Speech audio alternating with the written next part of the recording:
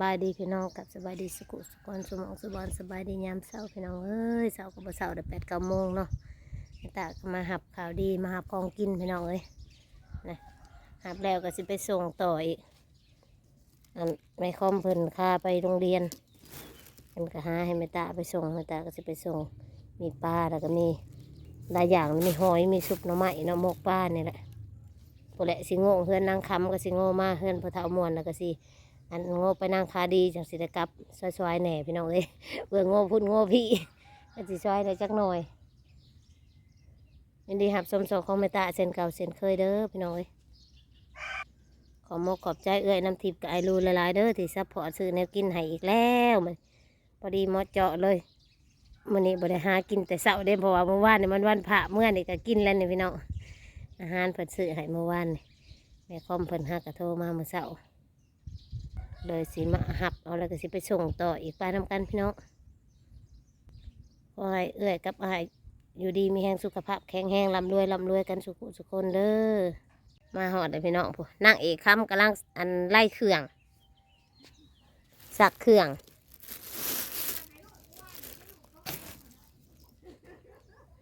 สักเครื่องให้ลูกเน่าจะลูกตบเองนางคำอันนี้ห้องนางคำ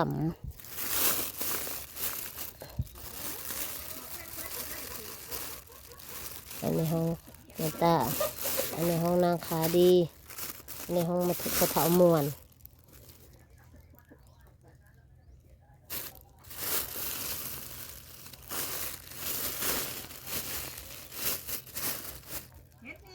โอ้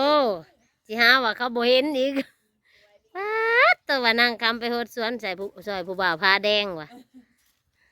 ตัวเองก็ไปใส่ยาผู้เบาอีกผู้หมักมาได้พดใส่ไฟเดินมาได้หิวน้ำเดินตัวเอง ป๊าดตัวแห่งไก่ฟินอินไปอีก ยาผู้เบา อินไปอีก สบายดี ขอบใจได้ไหมขอบใจเอ้ยทิพย์หน่อยไหม ขอบใจเอ้ยทีมคนสวยคนงามหลายๆเด้อ ป๊าดเธอส้มอีก มาให้เจ้าค ปลากับนี่สุปหน่อไม้กับหอย3 อย่างพอเด้อเนี่ยแม่ ำ3 อย่าง 3 อย่าง ขอบใจเอ้ยคนสวยเนาะให้งามๆสวยๆแบบนี้ตลอดไปเด้อเด้อ ป๊าด เห็นคนสวย ป๊าดจะเป็นหวานคักเนาะกับไอโฟนนั่งก็ได้อันแม่ต้านน่ะสิเอาตัวเป็นนี่เด้อให้นั่งค้ำเพราะว่านั่งค้ำเพิ่นอันสิค้างไว้ป่นลายมือเพิ่นว่าเพราะว่าซุ่มนี่นะมันทงนี่2 ทงนี่มันตายไปแล้วป้าน่ะเราจะไปให้ปลาเถามวนกับอันนางคาดีปลายัง2 ทงแต่คอมจัดมาให้แล้วปลา3 ทงให้นางค้ำนี่ตัวเป็นให้นางค้ำป่นอันค้างป่นไว้กินลายมือ ผู้บ่าวคล้ายน้ำกับบ่มาเอาไปตี ป๊าดนี่แต่ผู้บ่าวส่วนไปตีหลายน้ำก็ยังตุกเดียวพอ ไปเสี่ยวพ่อซี เออ ให้แม่แป้เอาลูกให้แล้วก็ไปเต้น ไปเต้นนึงบ่อันน้ำมันยังตุกเดียวบานนี่ เพิ่งกระตุกนึง เรียกว่ายังตุกเดียว พอจมไปไหนทั้งเพื่อนแล้ว ไปเลยพอนะ เอาไปแล้วตัดหน่อย เออ พอนั่งนะไปตัดอ้อยมีแต่เป็นหนีครับพี่น้องเอ้ยติดหลบ ตีนลบ สิไปป่าอ้อยก็เอาเงิน เอาเงินแฟนหนูนี่แหละ อืม ให้จ้างค่าเรือไปให้ น้องมาเพิ่นมาเสียเงินเราก็มาดองมันก็เสียเงินนะวะ เพิ่นซอยเพิ่นซอยดองร้านเพิ่นน่ะ500อืมห้าน่ะซอย800เพิ่นได้ อืม เป็นพันผู้นแหละห้องหาลอยกับ300,000นะผูกแขนหนองนะคะผูกแขนหนองทรายนะคะ200,000มาเจียมนะคะให้ค่าขนมเบื่ออยู่2 คืนมาหา700ใส่น้องใส่หลาเนาะเขาผายเสีย แม่น เวลาบัดต้นโหนดแต่งงานกับจังสีซอยขึ้นให้เขามี ต้องโง่กับอันนาซาแล้วเว้ย ต้นอันเดี๋ยวเขามีลูกชายเขาก็ซอยเขาไว้หลายๆเป็นบอกป่า แม่น เสียหายเนาะ แม่น วันนี้ผู้บ่าวเพิ่นนะผู้บ่าวเพิ่นอยู่101ทะเลสิเว้าให้ฟังเด้อ แต่นะที่รักมีเงินไปสอยดองน้องชายเธอไหมหนูไม่มีเขาบอกว่าหนูไม่ขายเท่าตัวดำหมดแล้วนี่นะต่อไปพี่ไม่ต้องไปขายหรอกมันแดดแล้วอยู่กับลูกจะพาลูกไปตากแดดเดี๋ยวลูกจะไม่สบายเดี๋ยวพี่จะโอนให้ โอ้ยก็ดีแหละเนาะเดี๋ยวจะโอนมาให้ 2,000แน่ก็ได้ใส่มีผู้ซอยมีผู้เลี้ยงลูกซอยเด้อ เลี้ยงลูกซอยแต่ผุนได้แต่น่าซาได้3 เดือนผุนได้ เพิ่นน่ะ เลี้ยงซอย เพิ่นกันนะ ฝากเงินมาให้เฮาซื้อนมเสริมให้ลูก อืม เรานะ อ่ะ นี่ ว่าเราเอ็ด นี่ พอดีเลยเขาบอกเพิ่นนะแต่พอหนูมาเนี่ยหนูสิพยายามพี่นะว่าจัก2 อาทิตย์พี่มาหลับหนูได้บ่มาโดดเร็วเพิ่นนะ อืม เดี๋ยวพี่จะพาไปเมืองที่ไหลที่นาพี่เพิ่นนะ นี่ เดี๋ยวเพิ่นว่ามาอยู่กับพี่ได้ไหมเพิ่นเอาให้เฮาว่าน้องไปอยู่นำไม่ได้หรอกน้องจะอยู่กับพ่อก็ไม่มีเมียไม่มีใครทำกับข้าวให้กิน หนูก็รักพี่อยู่นะแต่ไปอยู่ด้วยไม่ได้ก็บอกว่าบนได้ว่านะบูบ่าว กะไปเยี่ยมอ้าวเฮ้ย เหยียบเอาอีกแล้ว เออ ไปไล่พอมากไปเหยียบก็ไป แม่น ตอนใดสิมาหลับอายุเพิ่นน่ะอายุใน101นี่ นี่101บ่ไกล101น่ะบ่ไกล คนไหนคนเฒ่านะ จักปีล่ะ สิจ พ่อ ำสิจำลุงนี่แหละ ฮะ จำไอ้ลุงคนสไตล์เดียว เอ กัน อ สิจำพวก 50เนาะประมาณนั้น 10 กว่า อืม ในน้ำทิพย์นะ เฒ่าก็อย่าแล้วเฒ่าก็เพิ่นเลี้ยงลูกซอยเนาะ คนสไตล์นี่แหละ เฒ่าก็บ่สำคัญนะเฒ่านะก็แต่เพิ่นเลี้ยงลูกซอยเฮาเพิ่นดูแลเฮาก็โอ้ยโอเคแล้ว เบาหน่อยมีแต่ขอเงินล่าสุดพี่น้อง เจ้าเขาอะ เออว่าสันมาเกี่ยงปีใหม่ผู้เบาหน่อย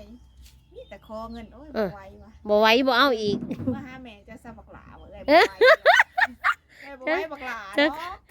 ซักคำเว้าอยู่ไว้เด้อพี่น้อง แม่บ่ไหวบักหลาเนาะ บอกผู้เบาหน่อยเมื่อหาแม่ซะยอม แม่บ่ไหวย อมผู้เบาขอเงินบ่ เอาไว้ให้ เขาบ่มีให้เขาก็บ่มาหาเขา แม่น เด็กน้อยเขาแต่ใจ เอาไว้ให้ลูกซื้อกินบ่ดีกว่าบ่เนาะเอาไว้เอาก็มาส่งอันนี้ให้นางคำแล้วก็สิไปส่งให้พ่อเฒ่าม่วนอีกนางก็มาเว้าให้หัวพี่น้องเอ้ย คลิปนี้ก็ อืม ให้หัวไปนำแน่เนาะพี่น้อง แม่นเฮฮาไปนำบ่ต้องดราม่าหลาย เพราะว่านางกับภาษาของนางนั่นแหละห้องนางเป็นคนโสดเนาะนางก็เว้าเฮฮาไปนำ แท้จริงก็เบื่อแล้วผู้ชายน่ะพี่น้องบ่ได้อยากให้มาวุ่นมาวายในสมองดอก แม่น แห้ง นางก็ขอหักผู้เดียวอยู่101พุ่นแหละ เออ เพื่อนผู้อันนั้น ผู้เคยสปอร์ตอัน น่ะ นั่งพี่แหละแม่ นั่นคนอื่นสิเขามากกับแค่ทางผ่านพี่เนาะ นั่น คนที่หักจริงนี่คือผู้บ่าวหนุ่มไทยผู้เด้ แน่เพราะว่าเพิ่นนั้นซัพพอร์ตเลี้ยงลูกซอยเนาะ มัก เออ ไทยผู้ใด เหรอ เขาก็ต้องมักผู้ชายที่เขาหักเฮาบ่แม่น แม่น แม่น มันจะมากคนที่เฮามักเขาน่ะ มัน เขาผ่านเฮาได้ เขาบานเอาแล้วจัน เขาต้องมักผู้ชายที่ เขามักเฮาเนาะ ใหญ่เฮา เออ ซัพพอร์ตเฮายามเฮาถูกข์เฮายากเขา อื มั ม กคนนี้แหละ อื มัก ม สุดใจเลย เท่ากับยา เขาก็ยาก เขาบ่สำคัญ เขาว่าก็สิเอาเราได้นี่ นั่นเขามาก็สิเอานางว่ะ เขาว่าก็สิเอาเลย โอ้ ยิน ได้ ดีเลยยินดีแต่งงานเราได้เขาว่าเลย โอ้นางก็บ่ได้ปฏิเสธเด้อเท่าก็ดิเพิ่นเท่าเพิ่นบัดมีน้ำใจอัน เป็นซัพพอร์ต ซัพพอร์ตเลี้ยงลูกซอยแต่น้อยจนใหญ่ แต่นัทซา3 เดือนเดี๋ยวนี้นัทซาได้3 ปี โอ้ เบิ้งพี่น้อง ได้2 ปีกว่าเลยเพิ่นนามาเนาะเกือบ3 ปีเลย เดือนหานัทซาได้3 ปี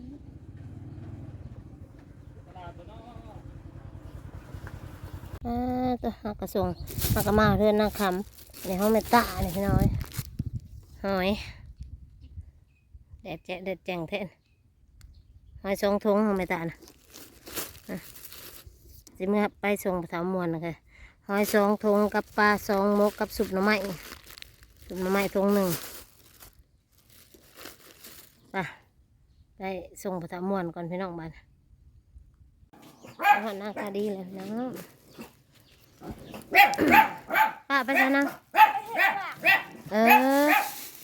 อันนี้ป้าอันนั้นนี่จะเอาเข้าตู้เด้อ